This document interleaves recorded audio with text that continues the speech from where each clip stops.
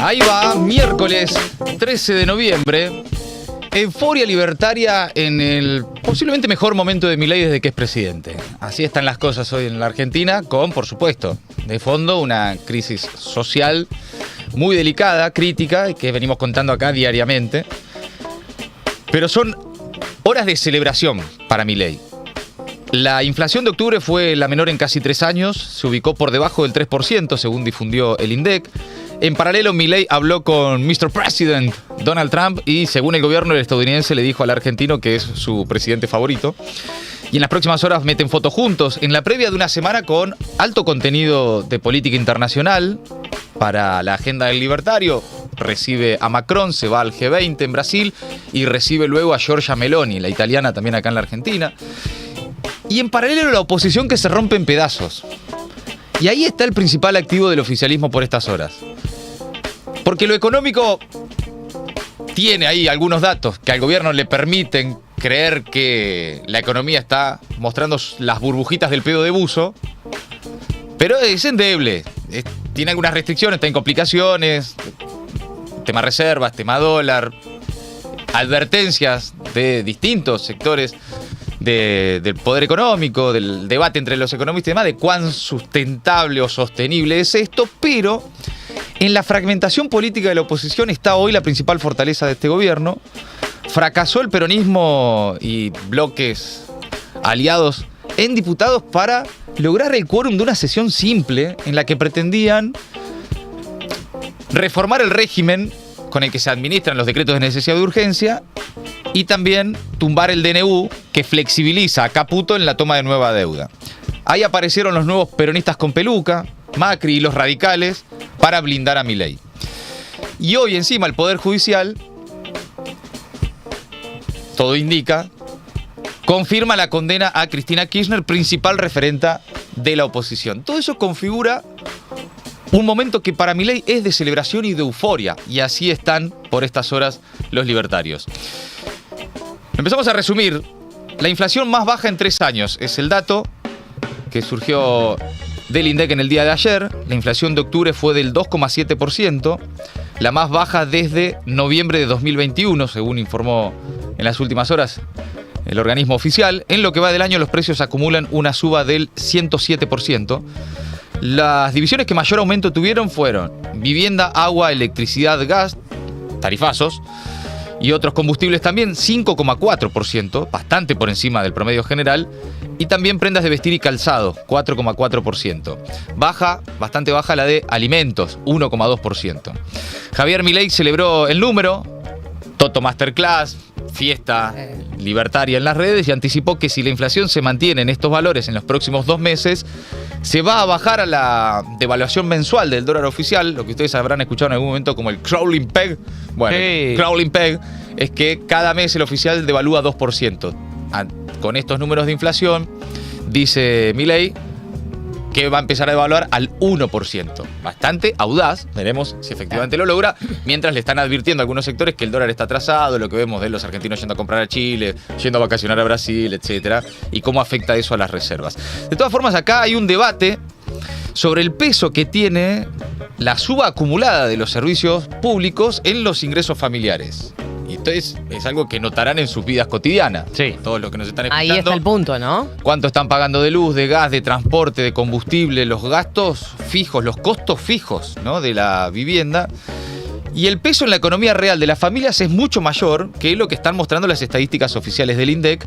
No porque las manipulen, no porque hagan trampa con los datos, sino porque se siguen midiendo con una ponderación demasiado baja, especialmente en un proceso en el que las tarifas están aumentando fuertemente. Es más o menos la medición que se utilizaba cuando había mucho subsidio estatal dedicado a las tarifas. Bueno, Sí, por eso la dificultad para muchos, ¿no? Perdón que interrumpo, para la dificultad para muchos de creer el dato, ¿no? El dato es el dato, y es la medición que se está utilizando en el INDEC, en el gobierno de Milei, durante el gobierno de Alberto Fernández, durante el gobierno de Macri, es la misma medición. Entonces, si vos le creías a la inflación antes, le tenés que creer a la inflación ahora. Ahora, sí es cierto que a veces es difícil de explicar en la vida real de tu economía familiar ese dato. Porque decís, che, pero a mí me alcanza para menos que antes. ¿Qué es lo que está pasando? ¿Por qué? ¿Qué sucede? Bueno, y ahí por supuesto entran a jugar otras variables, ¿no? Dato también del INDEC de estas horas, una familia de 4 personas necesitó el mes pasado casi 1 millón de pesos para no ser pobre. 986.000 pesos para no caer en la pobreza.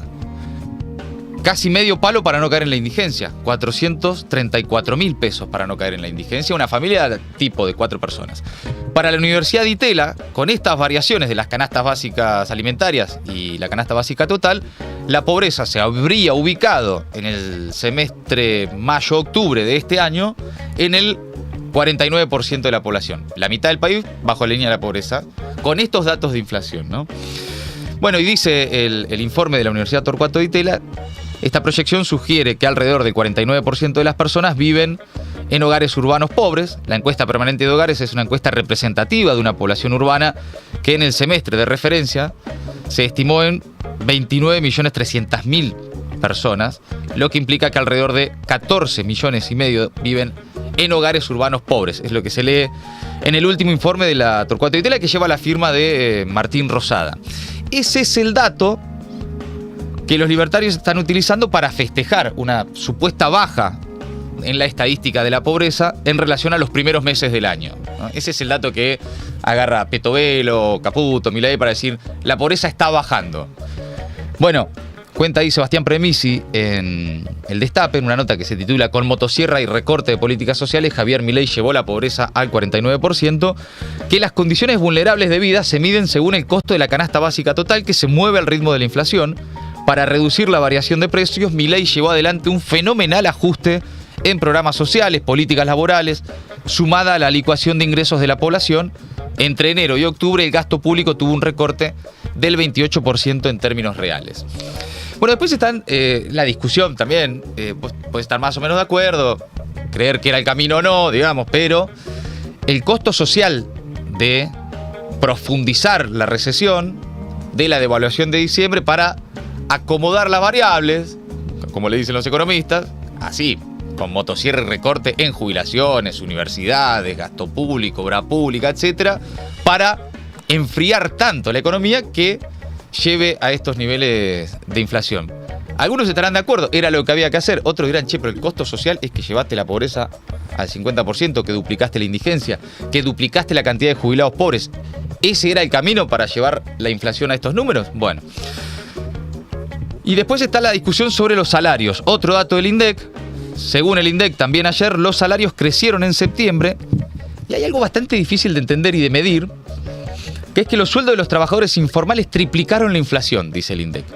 El tema en general hay una dificultad para medir los salarios en negro, digamos, sí, ¿no? Por supuesto, porque de eso se trata, de esa economía no registrada.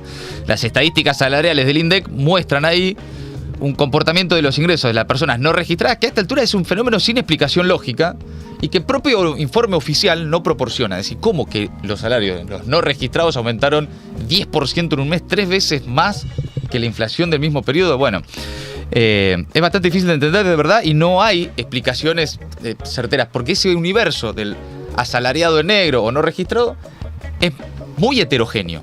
Sí. Es el que vende cosas por Instagram, el que tiene venta callejera, el que tiene un negocio de cosas que no se declaran y los que venden en el tren. Sí, y los que son empleados en negro de compañía, de pequeñas empresas, de kiosco, de lo que sea. Totalmente, pero digo, es muy heterogéneo, sí, ¿no? Es muy difícil de medir y también bastante difícil de explicar que eso triplique a la inflación. Bueno, en fin, mientras tanto también, en promedio, los salarios crecieron 4,7% en septiembre, 1,2% por encima de la inflación de ese mes. Esta suba se debe a que un 3,8% de aumento se registra en el sector privado registrado, clásico, convenio, trabajador en blanco, etc.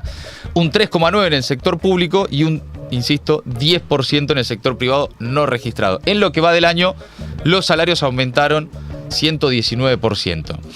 Ahora, esa es la película de estos últimos 2 meses que está celebrando el gobierno. A pesar de la mejora en promedio registrada en el mes de septiembre, los salarios todavía arrastran una fuerte pérdida del poder adquisitivo que, desde la asunción del gobierno de Milei, acumula 5,7% en términos reales, pero una 15 puntos por debajo de la inflación, desde que asumió Milei, especialmente producto de aquella devaluación de diciembre. Mientras la suba de precios entre noviembre y septiembre fue del 153%, los salarios se incrementaron solo 138%.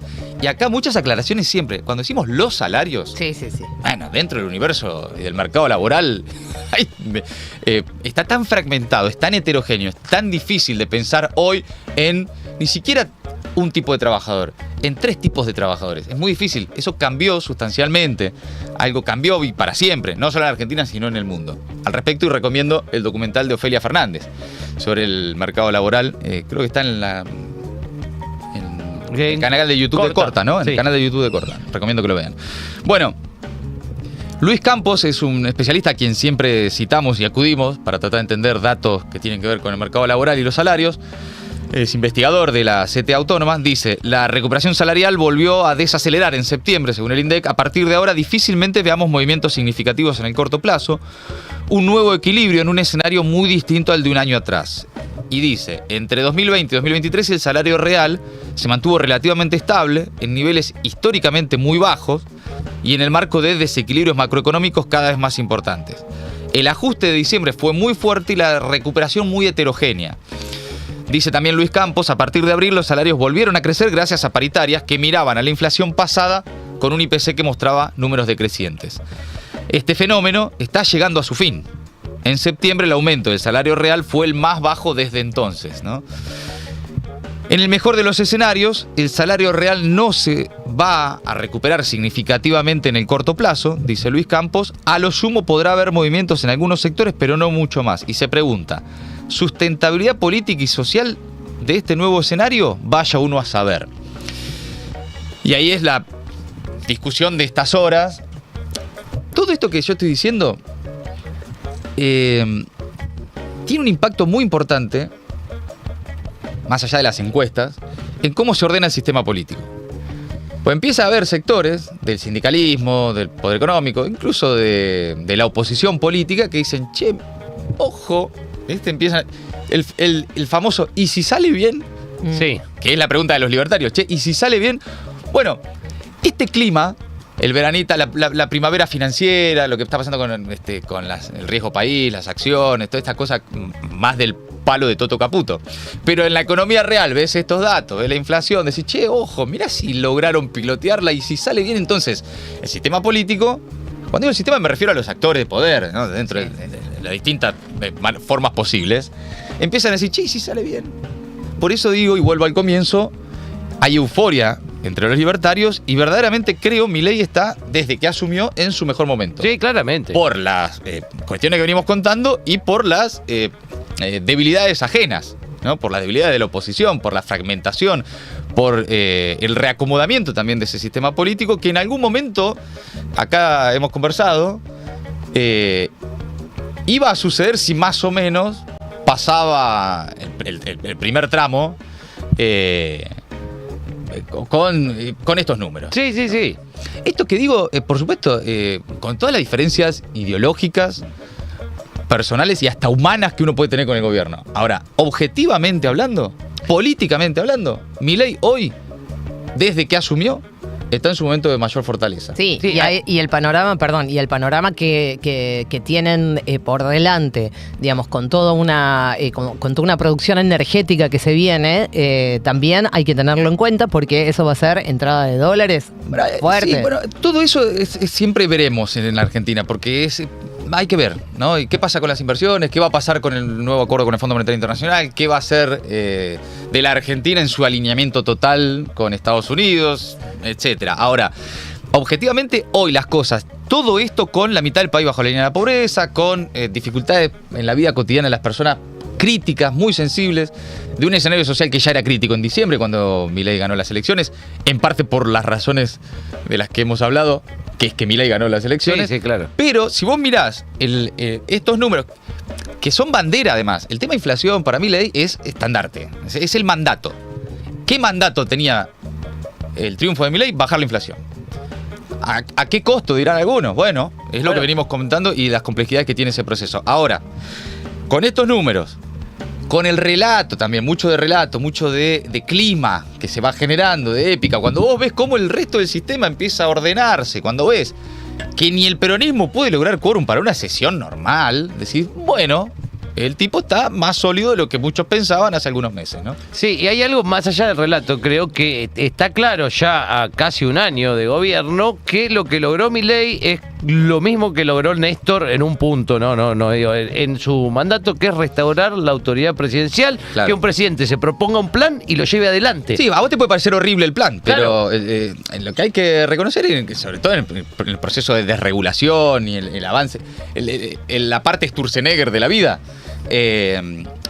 avanzan. Sí, tiene un plan y lo lleva adelante. Sí. Eso es autoridad presidencial. El costo social de eso es altísimo y está por verse, ¿no? Todo esto es siempre volátil, dinámico y muy sensible en la Argentina, porque así como están las cosas hoy, de repente sucede algo, emerge alguna cuestión, algún conflicto y también te cambia el panorama. Pero chicos, hasta hace un mes, esto lo llevan a ver los libertarios y se cagan de risa, pero hasta hace un mes se estaba hablando de la revuelta estudiantil, de los jubilados en las calles, de las protestas. ¿Cuándo explota esto?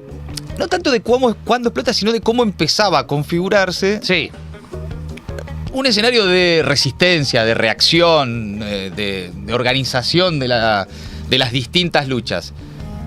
¿Alguien sabe alguna última novedad de qué pasó con la lucha estudiantil? No. Ayer hubo una movilización de AG de UBA en el centro. Sí. Muy focalizado en organizaciones de izquierda que están siempre activas, siempre movilizando, siempre en la calle.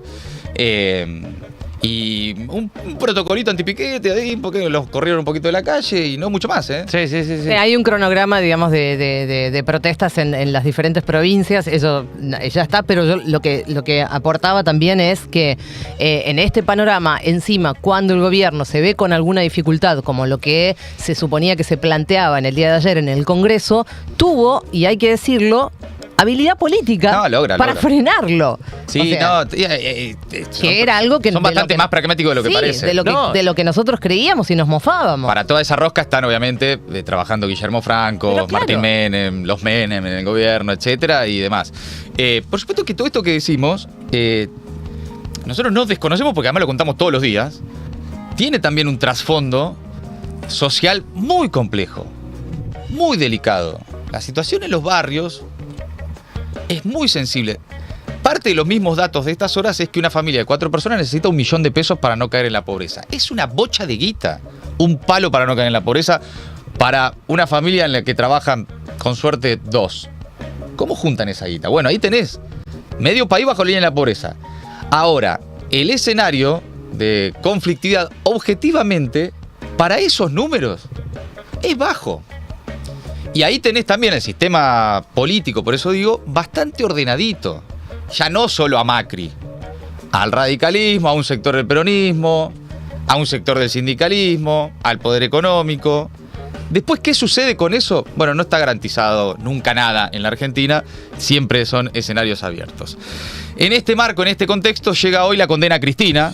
El show de la condena está por comenzar. Día clave para Cristina. Casación decide si confirma la sentencia del juicio por el caso Vialidad. Ahí el máximo tribunal penal revisa las sentencias de los tribunales orales que ya habían condenado a Cristina anteriormente. Los abogados de los acusados solicitaron las absoluciones, mientras que el Ministerio Público Fiscal, los fiscales, buscan que se agrave la pena de 6 años dictada contra Cristina Fernández de Kirchner en diciembre de 2022. La audiencia es este miércoles, será transmitida desde las 11 por YouTube. Cristina no estará presente, no tiene la obligación de estar presente. Tampoco van a estar presentes sus abogados. Sí está previsto, y ya está sucediendo en este momento, que haya en la calle una clase pública sobre el lawfare. Estaba ahí Juan Grabois, había mucho despliegue policial también. Estaban sillas, ¿viste las sillitas de las universidades? Sí. Todas ubicadas ahí en la calle Comodoro Pi, y atrás policías, muchas policías. Era como también una representación de lo que es hoy la Argentina, ¿no? Bueno, ahí va a estar entonces Grabois, decía, Juan Martín Mena y la asistencia de alumnos de universidades presentes, mientras adentro, en Comodoro Pi, se lee lo que ya se viene anticipando en crónicas periodísticas, que es una condena. La propia Cristina dijo, ¿no? Yo ya sé que me van a condenar, y de hecho ayer publicó un duro descargo en sus redes sociales con el título Clarín, La Nación, los copitos y el delito imposible, en el que hizo un profundo repaso por el rol mediático en la cobertura judicial de causas, que la tiene como protagonista. Denunció que los copitos de Comodoro Pi, como llamó a los jueces de la Cámara Federal de Casación, buscarán proscribirla este miércoles con un fallo en su contra por la causa vialidad, que implicará la inhabilitación para desempeñar cargos públicos a perpetuidad. Ella misma ya anticipa que ese va a ser el fallo.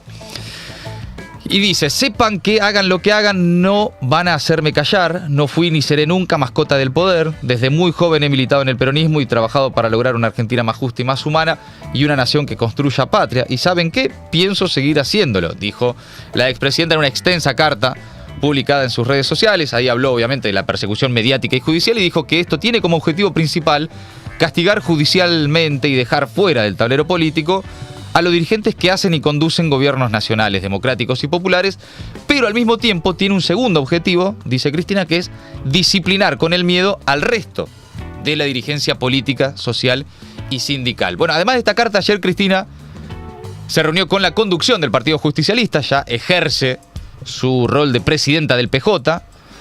Ahí Cristina llamó a reconstruir el entramado social y político para retornar al país a sus mejores épocas. El encuentro se hizo en la sede del ESMATA, el Sindicato de los Mecánicos, que ahí estuvo acompañada por la plana mayor, ¿no? Por cómo quedaron configuradas las autoridades del Partido Justicialista.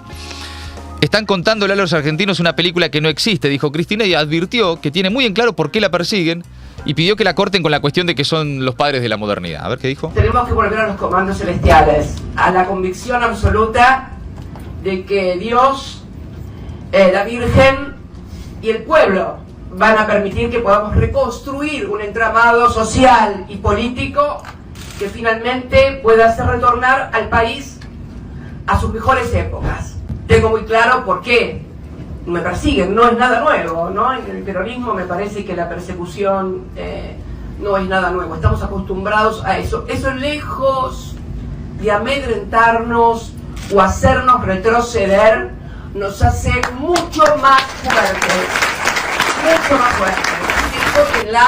Por esta cuestión de que son los padres de la modernidad, donde le hablan a los pibes de inteligencia artificial, y el otro día leía en La Nación que una piba que vive en La Boca tiene que ir a una fundación para poder aprender a manejar una computadora. En la época de nosotros, los antiguos, o los chorros, como mejor le gusta decir a ellos, los pibes de la secundaria todos tenían una computadora. Eso es modernidad, eso es futuro. Así que no nos vengan a contar ninguna película. Están contándole a los argentinos una película que no existe y que además eso sí que es ficción pura. Bien, ahí está entonces la palabra de Cristina ayer en el PJ, en unos fragmentos que ella misma, bueno, su equipo sube a su TikTok. A la salida del encuentro habló también el senador formoseño José Mayans. ¿Qué dijo? Algunos que hicieron alguna referencia con respecto al tema de la persecución política. Obviamente una persona que obviamente puede ganar las elecciones que vienen y puede ser la próxima presidenta del país. Fíjense ustedes que a Lula, porque fue a visitar un departamento, le condenaron. Así que bueno, a ella por supuesto que está utilizando. ¿Puede ser la próxima presidenta? Puede ser la próxima presidenta, obviamente, puede ser, por eso le están persiguiendo. Y obviamente que tiene una visión de proscripción. Fíjense ustedes que ficha limpia aquí tiene Macri, que reventó el país con la deuda externa. Ficha limpia tiene Pepín Rodríguez. Ficha limpia tienen todos los que hicieron de la justicia argentina prácticamente un esquema de persecución hacia los adversarios políticos. Y bueno, obviamente que tenemos que trabajar en ese sentido para que el pueblo argentino entienda que estas políticas públicas que muestran un crecimiento que es falso, lo que nos está mostrando es el tablero de la deuda externa, que creció en más de 80.000 millones de dólares prácticamente en 10 meses, que es lo que nos preocupa a todos. Bien, ahí estaba José Mayans haciendo referencia a lo de Ficha Limpia. Ficha Limpia es un proyecto de la oposición. El PRO y el oficialismo ayer pidieron una sesión para el miércoles 20, es decir, la semana que viene, luego de la condena de hoy, tratar, entre otros temas, un proyecto de Ficha Limpia que básicamente impediría que personas condenadas en segunda instancia por delitos de corrupción compitan por cargos públicos. Léase Cristina. ¿No? ¿Para quién más sería si no? Bueno, Hablando del peronismo, ¿no? Hay reunión en el PJ. Aparecieron los peronistas con peluca, chicos. ¿Qué pasó? ¿De repente hay peronistas con peluca? Y Bueno, ya se venía, le venía creciendo el pelo. Ya se les venía quedando un poquito largo y ahora directamente están hechos unas melenas. Empezaron a algunos. no bañarse. Bueno, con ayuda de la UCR, del PRO y ahora también de algunos gobernadores del PJ, Milei se anotó ayer una victoria en el Congreso. Se cayó la sesión en diputados en la que se iba a tratar la modificación a la ley que regula los decretos presidenciales. La oposición pidió posponerla para el jueves 21 de noviembre y dijo que esa decisión se debió a que el oficialismo convocó a la comisión para tratar el presupuesto 2025. Bueno, en realidad lo que sucede es que no juntaron el número. Por otro lado, el PRO y el oficialismo pidieron una sesión para el miércoles 20 para tratar esto de ficha limpia, una semana después de lo que entonces hoy sería la condena de Cristina. Y ya con la sesión caída, es difícil señalar quiénes no estuvieron en sus bancas, básicamente porque no hubo sesión. Pero hay poroteos y rumores en los pasillos del Congreso que básicamente señalan a los diputados peronistas de los gobernadores que tienen una línea ya de paraoficialismo con el gobierno y con la Casa Rosada, con toda esta promesa de reactivar obras públicas, habilitarles algunos fondos que este año fueron reventados por la motosierra y demás. Y ahí y ahí están los muchachos. Los Jaldos Jaliles. Los Jalil. Los Jaldos Jaliles. Los JJ. Los JJ. Y bueno, sí, los diputados especialmente de Catamarca, donde el gobernador peronista Raúl Jalil ya directamente ni oculta el alineamiento con la estrategia legislativa de Javier Milei, estaban entre los diputados peronistas que, bueno, no eran partícipes del quórum necesario, ¿no? Desde la Casa Rosada el mensaje para los gobernadores fue que si avanzaba la sesión, se iba a cerrar la negociación del presupuesto 2025 y los caminos para recomponer partidas que corresponden a cada provincia. Bueno, látigo y chequera se decía en otro momento de la historia cuando gobernaba el peronismo, ahora es administración de conflictos, no sé cómo le dirán. Bueno, hablando de conflictos, pasamos al conflicto aéreo. Aerolíneas y los gremios firmaron preacuerdos. Novedad importante de esta madrugada, los representantes de la empresa y los sindicatos, el sindicato de pilotos, APLA, el de los tripulantes de a bordo y el de personal de tierra, APA, convinieron una actualización salarial y modificaciones en las condiciones laborales. El convenio con los pilotos fue el que más horas requirió ahí de conversación y el gremio que encabeza Pablo Viró ahora tiene que ir y ratificarlo en una asamblea interna, ¿no? Con el sindicato. Incluye ceder lo que el gobierno decía eran privilegios, como por ejemplo los pasajes gratuitos en clase ejecutiva, incorpora ahí, hay que ver de qué forma y la letra chica, pero ya se habla de incorporar la figura de la productividad para los aumentos salariales. Bueno, ¿qué dicen desde la Asociación de Pilotos? Habló Mateo Ferrería, aseguró a la salida de la reunión que falta discusión en el tema salarial y de convenio colectivo, pero que el gobierno y los gremios aeronáuticos están más cerca que ayer para definir el futuro de aerolíneas. Hoy estamos más cerca que ayer y ayer estuvimos más cerca que el viernes. Así que bueno. ¿Y esto quiere decir que hoy llega a un acuerdo? No, esto quiere decir que hoy venimos con la mejor intención para poder avanzar y bueno, y si se llega a un acuerdo, mejor. Falta discusión un poco en lo que es el tema salarial y falta la discusión en algunos puntos que ya son menores de convenio colectivo. ¿Es muy grande la brecha, la diferencia entre lo que piden y lo que ofrecen? No. ¿Qué porcentaje estamos hablando? No, estamos hablando, vuelvo a repetir, no, para que sea conducente la negociación no voy a dar porcentajes, pero sí que estamos más cerca, incluso en porcentuales que ayer. ¿Cuáles son esos puntos de convenio colectivo que ya están saldados? Y son varios. Por ejemplo, no se me viene a la mente, pero por ejemplo estuvimos discutiendo algunas cosas de pasajes, estuvimos discutiendo algunas cosas de remises. Bueno, clarísimo, ¿no? Es APLA, es el sindicato que conduce Pablo Viró, quien allí habla. Bastante claro el panorama de que están cerca de un acuerdo. Diferencias todavía por cuestiones salariales, pero todo lo que tiene que ver con negociaciones de convenio colectivo o los mal llamados privilegios por el gobierno, ustedes acaban de escuchar ahí desde el sindicato, que parece estar cerca de arreglarse. Después hay otro gremio, el gremio que nuclea a los controladores aéreos, ATEPSA, que no participa de las negociaciones y que ya avisó que se viene una medida de fuerza escalonada a partir de este sábado. El anuncio incluye 2 paros de 2 horas cada uno, que podrían generar demoras y cancelaciones en todos los aeropuertos del país. El sábado va a haber complicaciones con los vuelos internacionales. No sé si alguien tenía pensado salir de la Argentina, pero en principio eso, Ay, sí, para me estaba quienes yendo a estaban por ahí Praga. preocupados. ¿Te estaba yendo a Praga? A Praga me estaba Ay, yendo. Qué cagada. Bueno, quédate si no. Sí, me voy a tener que quedar, la puta madre. Ya fue, de última vemos más adelante, Bueno, Gaby, no te preocupes. No, me voy al Tigre. Ahí el gremio que nuclea a los controladores aéreos informó que van a ejercer su legítimo derecho constitucional a huelga respetando y garantizando el porcentaje previsto en la reglamentación vigente. Pero bueno, es parte, uno de los sindicatos que no está en la negociación con el gobierno. Pero bueno, distinto al panorama, ¿eh? Vamos a ver cuál es el futuro de esa discusión, de ese conflicto en las próximas horas.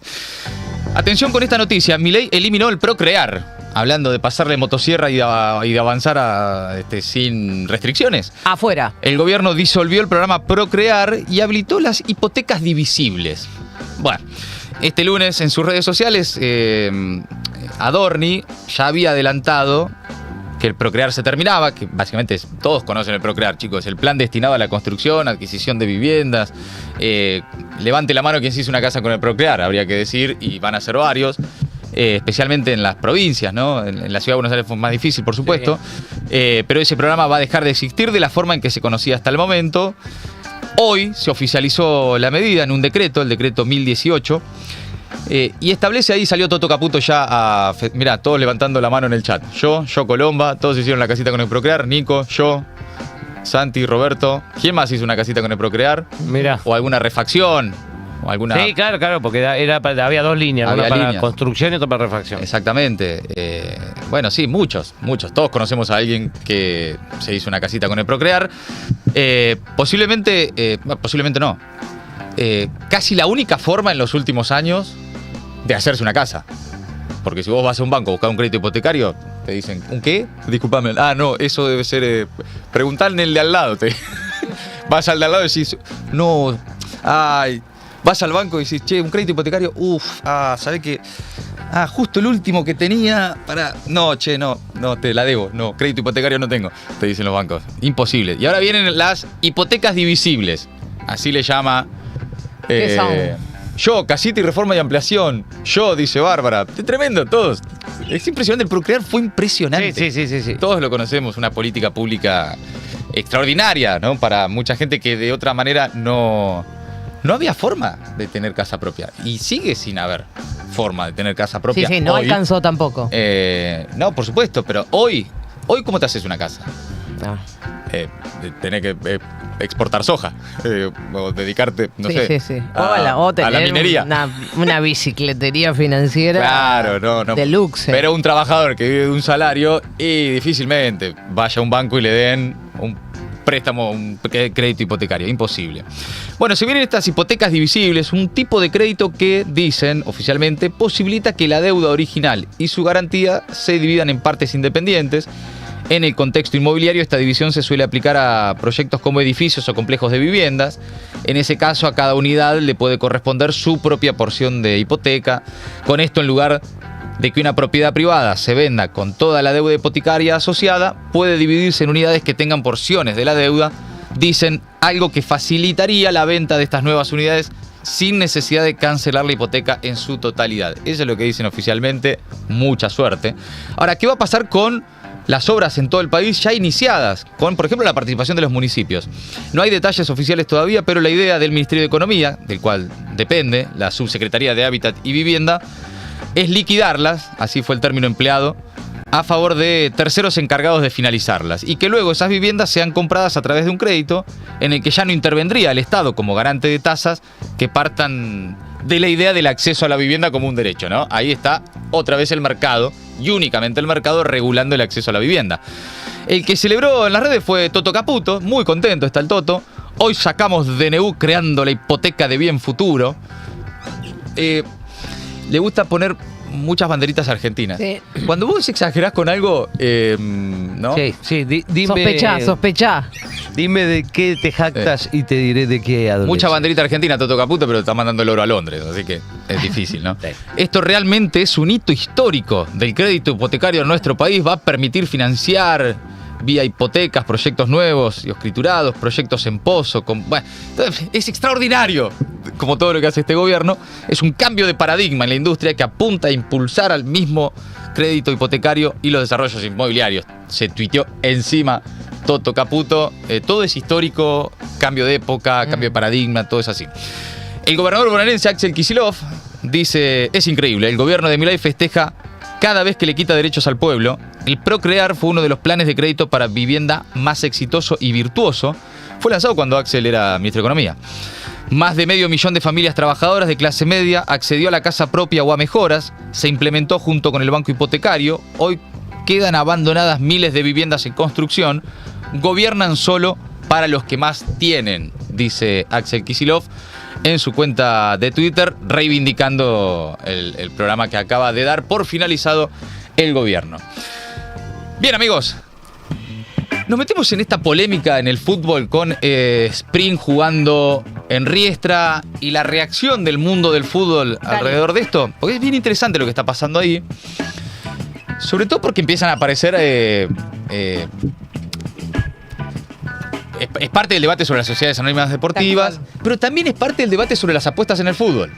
Sí. Ah, mira. Se empiezan a cruzar varios aspectos en lo que al final era una movida de marketing de un muchachito debutando en primera, con la camiseta y el sponsor.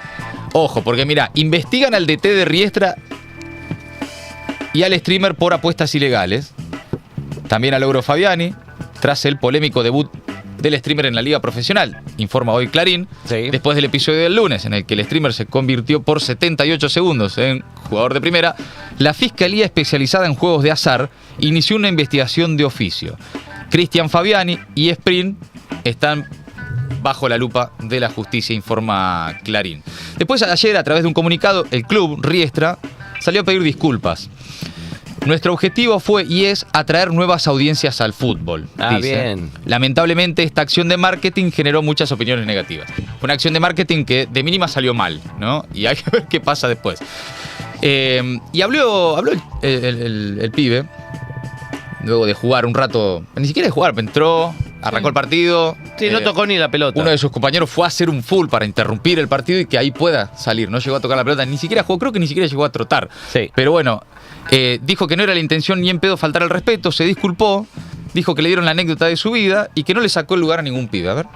No dije nada de ningún lado, pero lo único que voy a decir es que a mí me dieron la anécdota de mi vida y obviamente acepté. También quiero decirles que, o sea, no le saqué el lugar a ningún pibe, pero si alguien se sintió, o sea, si alguien sintió que le faltamos el respeto de alguna manera, quería pedir disculpas, sinceramente. No era la intención ni en pedo faltar el respeto ni nada de eso. Es más, según lo que yo me había enterado, ya se había hablado con Vélez y todo el tema. Así que nada, yo no le quería faltar el respeto a nadie. También eso, no le sacamos el lugar a nadie. Y bueno, nada, yo acepté porque básicamente es la anécdota de mi vida, muchachos. ¿Qué les voy a decir? Honestidad pura, dura. Bueno, ese es Sprint. Para quien no lo conoce y se les escapa de ese universo, es posiblemente el streamer más conocido del país, con proyección internacional, el más visto por lejos. Sí, se hizo más o menos conocido para otro público porque había hecho una transmisión muy larga desde la punta del obelisco en un momento. Cierto. Bueno, y después empieza a escalar esto porque luego del partido habla uno de los jugadores de Vélez, dice esto fue una falta de respeto. Vélez era el equipo que jugaba contra Riestra en ese momento. Y empieza, ¿no? Y justo están los jugadores de la selección argentina ahora en nuestro país, porque se viene uno de los partidos, y hablaron Rodrigo De Paul y Leandro Paredes, dos de los máximos referentes de la escaloneta, sobre este tema. Después del entrenamiento en el predio de Seiza, esto dijo De Paul. A ver. A mí lo que me causa es que creo que lo más importante es el mensaje que bueno, el que está de este lado tiene que dar, y creo que ese no es el mensaje correcto. Me parece que si bien el fútbol fue para un lado bastante con el tema del marketing, porque bueno, el mundo va para ese lado, eso no tiene que opacar que nosotros tenemos que transmitir un mensaje. Yo lo puedo contar porque también fui un chico que me costó un montón poder llegar a jugar en primera división, que esa no es la manera. Hay que trabajar, hay que esforzarse, hay que caerse y volver a intentar. Es parte de todo el proceso en el que uno tiene que pasar para ser jugador de fútbol, y ese es el mensaje que tenemos que intentar dar todos. No estoy de acuerdo con lo que sucedió, pero más que eso, ya te repito, nosotros como selección argentina, que creo que bueno, que en este momento el mensaje que demos va a ser muy importante, porque estamos muy cerca de la gente, porque la gente se identifica mucho con nosotros, es todos los que estamos de este lado para jugar y vestirnos la camiseta de la selección. Nos costó una barbaridad, nadie nos regaló nada, y es el único camino que yo conozco y creo que es el correcto. Esa era la palabra de Rodrigo de Paul. También habló Leandro Paredes. ¿Qué dijo? A ver. Lo que se dijo, el pensamiento nuestro, o por lo menos mío y los compañeros con los que hablé, son más o menos lo mismo, no es el ejemplo, no es el mensaje que queremos dar para los más jóvenes. Pienso que lo hablo por lo que me tocó vivir, por los compañeros que vi que han llegado, que han triunfado en el fútbol, y los que no han llegado han hecho muchísimo sacrificio para poder jugar un partido en primera división, y que pasen este tipo de cosas. La verdad que molesta porque, como dije antes, no es lindo dar este tipo de mensajes. Y sobre todo entiendo también, bueno, te pasó hoy a vos cuando entraste, todos los chiquitos que los siguen a ustedes, que imitan las cosas que hacen ustedes, me parece que también puede venir por ahí. Sí, obviamente, como te repito, para nosotros el ejemplo del fútbol es sacrificio, es respeto, es humildad. Obviamente que no tengo nada contra el chico, pero lo que pasó no gusta, porque obviamente nosotros hacemos un sacrificio muy grande desde muy chicos, lo han hecho muchísimos futbolistas en toda la historia del fútbol para como dije antes, poder jugar un partido en primera división, y que pasen este tipo de cosas no es para nada bueno. Bueno, ahí están los jugadores de la selección argentina. Se ha opinado muchísimo sobre esto. Hasta Chiquitapia habló, ¿no?, el presidente de la AFA, sobre la participación del streamer debutando en primera división. Dijo que son cosas que no deben pasar. Hablaron de abrir un expediente para investigar. Una reacción de la AFA como diciendo: nosotros no estamos de acuerdo, cuando hay cosas que no nos gustan hay que corregirlas, dijo Tapia. Y cuando hay cosas que realmente no te gustan o no nos gustan, hay que corregirlas.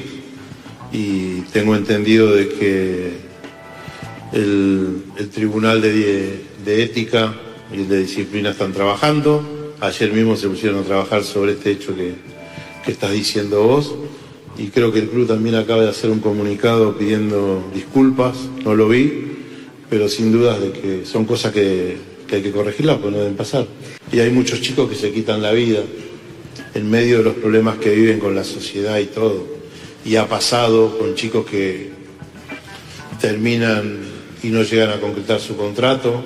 Ya te digo, es un cúmulo de situaciones que, obvio, uno nunca termina de entender por qué se toma una determinación así, pero sin duda de que en lo que uno sueña o lo que uno quiere y aspira en la carrera que llevan adelante, es muy importante lograr el sueño de ser profesional. Cuando un chico empieza a jugar, empieza a los 12 años. Bueno, ahí está, Tapia, y es un poco la misma línea de los jugadores de la selección. Pero una pregunta, Mati, perdón la ignorancia. Sí. Que Riestra haya hecho esa movida, ¿no necesitaba un aval, un permiso de la propia AFA? Y ya, bueno, ahí la AFA se despega. Hay algo ahí también, sí, se habló sobre los riesgos físicos. Sí. O sea, un jugador profesional de primera, para jugar en primera, tiene un montón de estudios. Sí, sí. Para jugar cualquier torneo de fútbol amateur vos tenés que presentar estudios. La ficha médica. Después le podés tener un amigo a vos que capaz que no te hiciste el estudio y un amigo que te lo firma, pero tenés que ir a hacerte el apto médico, porque no es joda entrar a jugar a la primera. No. Ahora, también es cierto que fue eso, y el pibe no es que ahora juega en Riestra, ¿no? No es que llegó a primera.